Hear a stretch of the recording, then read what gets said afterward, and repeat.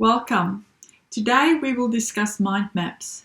I'm going to spend just a few minutes to explain how to create a mind map, but specifically sharing 3 tips today with those of you who already uses mind maps to make sure yours are the best they can be. My name is Esther Lessing and I'm from Business Analysis Excellence. Welcome to my virtual classroom. Let's jump in.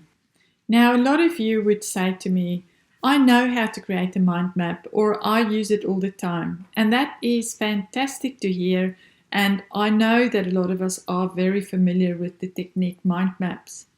But let's see if I can share something with you today that you may not know about mind maps. And hopefully that will add value to all of your future mind maps. And for those of you that are brand new to mind maps, and I know there's quite a lot of you out there, let me explain the basics to you of what we're talking about.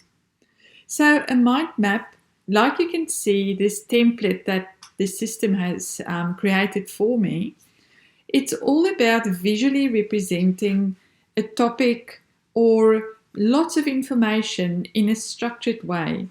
And we typically use mind maps with a main topic in the center of the diagram. So it's a visual tool to basically illustrate or visualize our ideas or our complex information, or to do brainstorming together. So let's say, for example, here we've got a main topic.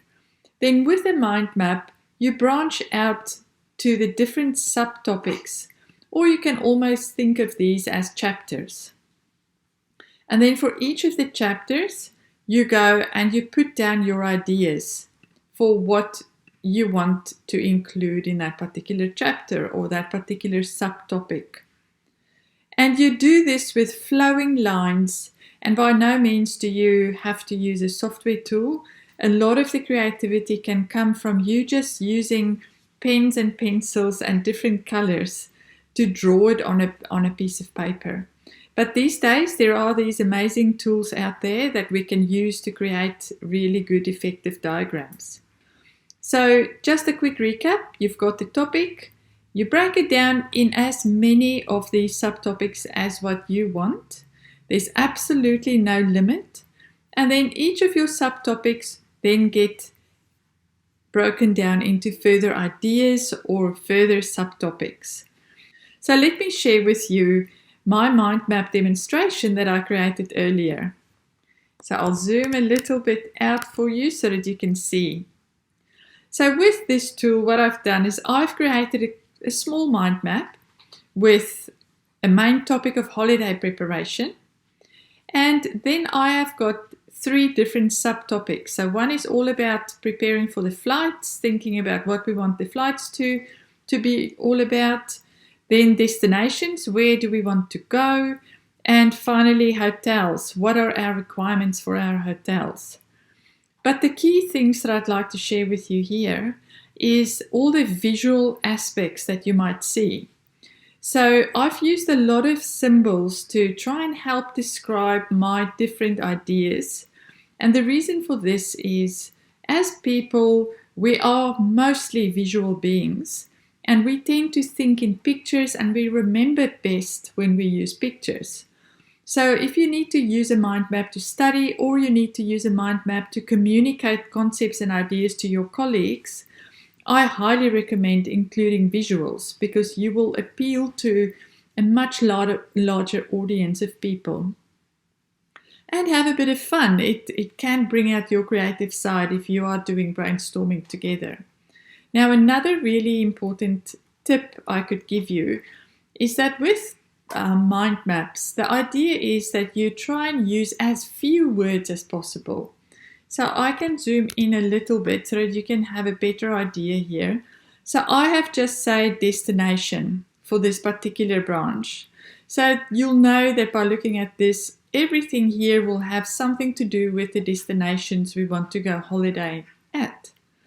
So then I've simply used the destination names. So I've said Singapore, Japan, United States, and so forth.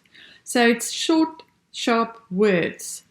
In the same way I've done with flights, I've got seats. We need to plan for the seats and make sure we get good seats.